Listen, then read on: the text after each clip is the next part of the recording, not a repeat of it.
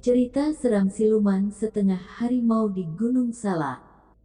Gunung Salak dari dulu memang terkenal sebagai gunung terangker di Pulau Jawa, khususnya di Jawa Barat. Banyak cerita yang berkembang di masyarakat, jika di sana ada sebuah kerajaan makhluk halus. Dengan keeksotisannya Gunung Salak yang masih lebat dengan pepohonan, semakin memberi kesan mistis dan angker pada gunung satu ini. Tak jarang para pendaki yang tersesat di Gunung Salak, banyak dari mereka yang tersesat dan pulang hanya tinggal nama, ataupun dalam keadaan linglung. Terlebih dengan pernah adanya kisah tentang pesawat jatuh, yang dikarenakan menabrak gunung ini, menambah aura keangkeran yang sangat kental. Kendati demikian, Gunung Salak mempunyai daya tarik tersendiri bagi para pendaki, bahkan hanya untuk sekedar menjajal adrenalin. Keindahan puncak Gunung Salak pun mampu menghipnotis para pendaki, untuk selalu tertuju mendaki ke atas gunung ini. Kisah keangkeran Gunung Salak dalam berbagai cerita para pendaki. Cerita mistis dan misteri penunggu Gunung Salak juga masih menjadi daya tarik bagi masyarakat dan para pendaki. Seakan mereka ingin mengungkap tabir, ada siapa saja di atas sana.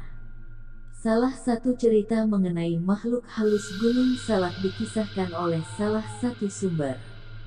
Kisah ini terjadi pada pertengahan tahun 2020, oleh 8 orang anak muda. Awalnya mereka memang tidak berencana untuk mendaki Gunung Salak. Mereka ini hanya sebatas mau camping saja, di dekat air terjun yang ada di awal jalur pendakian Gunung Salak, via Pasir Rengit. Kisah mengenai jin Gunung Salak ini diceritakan oleh salah satu anggota rombongan, sebut saja Ramdan, berdasarkan pengalamannya. Saat itu dia dan ketujuh temannya berangkat jam 11 siang, dan sampai di jalur pendakian jam 1 siang. Mereka memarkir motor tepat di atas pos pendaftaran untuk naik ke Gunung Salak. Ketika Ramdan baru turun dari motornya, di tempat parkir yang banyak pohon cemara itu, ia tanpa sengaja melihat ada sosok wanita mengintip dari balik pohon cemara. Wanita itu memakai gaun putih panjang dengan rambut yang sama panjangnya dengan gaunnya. Wanita itu juga menatap ke arah Ramdan yang kala itu tidak sengaja melihatnya. Jaraknya sekitar 10-15 meter dari Ramdan. Dan itu terlihat sangat jelas di siang hari, wajah wanita itu terlihat tampak pucat. Seketika Ramdan langsung memalingkan wajahnya dan beristighfar. Kemudian Ramdan pun mengabaikannya, dan kembali ke tujuan awalnya datang ke sana. Singkat cerita, sampailah mereka di tempat tujuan camping dekat Curug Gunung Salak. Kemudian mereka pun langsung mendirikan tenda. Mereka membawa 4 tenda dengan masing-masing berkapasitas 4 orang. Lalu tenda itu didirikan dengan posisi 4 tenda saling berhadapan satu sama lain. Dengan ruang kosong di tengah sebagai tempat lalu lalang dan memasak. Kejanggalan pertama terjadi ketika jam menunjukkan pukul 4 sore. Saat itu Ramdan ingin buang air kecil di dekat sungai Curug Gunung Salak. Salah satu temannya yang bernama Ilham mengingatkan Ramdan untuk izin sama penunggu di curug tersebut sebelum buang air. Tapi Ramdan yang sedari dulu selalu ditanamkan pemahaman akidah hanya mengiyakan sambil bicara dalam hati. Iya izin, tapi izinku hanya kepada Tuhan. Semua jin dan setan adalah rendah derajatnya di bawah kami. Dan tanah ini pun tanah milik Tuhan, maka mereka pun sama seperti kita. Ramdan pun jalan ke air, dan ia segera buang air kecil, namun Ramdan tak lupa membaca bismillah sebelumnya. Baru saja dia selesai bersuci, telinga kirinya dibisiki suara wanita. Suara itu seakan mengantar ingatan Ramdan kepada wanita yang ia lihat di bawah tadi. Suara itu berbisik, "Lancang, cepat pulang." Dengan nada begitu marah, Ramdan pun berbisik dalam hati, "Hei setan, pergilah. Jangan menggangguku. Kalian bangsa setan adalah musuh kami, dan kami tidak perlu izin kepadamu, karena ini adalah tanah Tuhan." Seketika Ramdan melihat sosok wanita dengan mata merah dan bertaring, serta kuku yang panjang. Dia terbang melayang menghampirinya dari atas air terjun seakan ingin mencekik Ramdan. Lalu wanita itu berkata dalam bahasa Sunda yang diartikan, "Mati kau, anak manusia biadab, beraninya menantang saya." Ramdan merasa terpojok pun segera melantunkan ayat-ayat Al-Quran yang ia kuasai. Makhluk itu berteriak dan berkata, "Lihat saja kalian jika tidak pulang. Saya akan ganggu kalian sepanjang malam."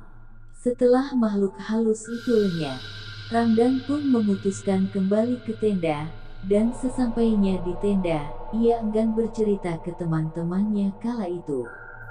Malam pun tiba, gerimis berubah menjadi hujan yang semakin deras.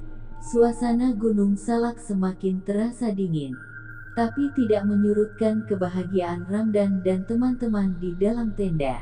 Mereka bernyanyi dengan kencang seakan dunia hanya milik mereka saja. Tiba-tiba, di tengah suara nyanyian yang keras, ada suara berbisik ke telinga Ramdan. "Pulang kau anak Adam. Saya benci kamu dan teman-temanmu berada di sini." Suara ini adalah suara laki-laki seperti suara kakek-kakek, tapi Ramdan memilih untuk tak menghiraukannya. Ketika hujan reda, Ramdan kembali ke tendanya sendiri, untuk mengecek apakah air hujan masuk ke dalam tendanya. Namun tiba-tiba, saat dia masuk, ada sosok pria berkepala macan sedang duduk dan menatapnya marah. Dengan memberanikan diri, Ramdan pun duduk dan menutup pintu tenda, seraya memejamkan mata dan berkata, "Kenapa kalian bangsa jin merasa berkuasa di gunung ini? Kenapa kalian gila hormat dari kami bangsa manusia? Bukankah nenek moyang kalian diperintahkan bersujud kepada nenek moyang kami?" Makhluk itu pun menjawab, "Hei anak Adam, janganlah berceramah. Kami tidak mau tunduk dan bersujud kepada kalian para manusia, karena kami lebih kuat dari kalian." Lalu ia tertawa keras dengan suara yang menakutkan. Ramdan pun kembali bertanya, "Jika kalian kuat, dengarkanlah ini." Ia lalu melafalkan ayat-ayat Al-Quran yang ia kuasai sebelumnya. Tapi di saat dia membacakan ayat-ayat Al-Quran tersebut, makhluk halus Gunung Salak itu seakan tidak terjadi sesuatu, bahkan tidak merasakan apa-apa dan seraya berkata, Terus baca wahai anak Adam, tidak akan mempan." Hahaha. Ramdan pun mulai ragu, kemudian tiba-tiba datang sesosok tinggi putih, dan melalui sorot matanya, dia berkata tembus ke batin Ramdan dengan lembut, "Terus baca anak Adam, saya ini jin sama seperti mereka. Bedanya, saya beriman kepada Allah layaknya kamu beriman kepadanya. Baca terus nak, sejatinya mereka hanya tertawa untuk menggetarkan tekadmu. Terus baca, mereka tidak akan mampu melawan ayat-ayat Al-Quran.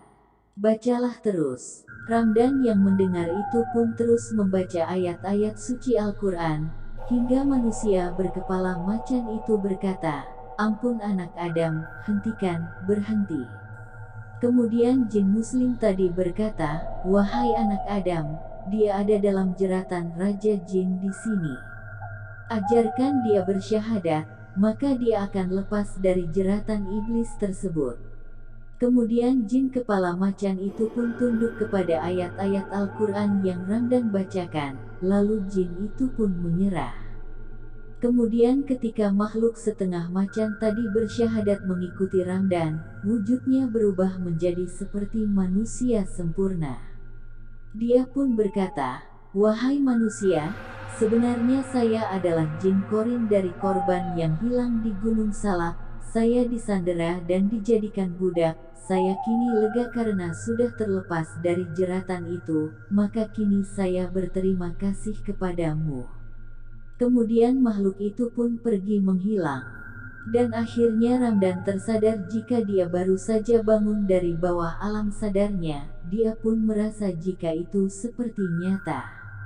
Dan setelah seminggu setelah kegiatan itu pun, si Ramdan baru berani bercerita kepada kawannya.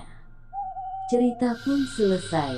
Itulah sepenggal cerita seram menguak mitos dan misteri di Gunung Salak. Cerita ini diambil dari seorang narasumber yang mengalaminya saat itu. Bagi kalian yang percaya atau tidak, semua kembali kepada keyakinan kita masing-masing. Terima kasih sudah mendengarkan cerita mistis dari channel Cerita Seram. Semoga menghibur dan bermanfaat. Jika kalian suka dengan cerita seram tentang hal mistis, mitos dan tragedi menyeramkan, silahkan kalian subscribe channel ini, lalu tekan lonceng notifikasinya, agar kalian semua selalu update dengan cerita seram yang channel ini updatekan. Jangan lupa juga untuk like dan komennya, jika Anda ingin request cerita seram lainnya. Terima kasih.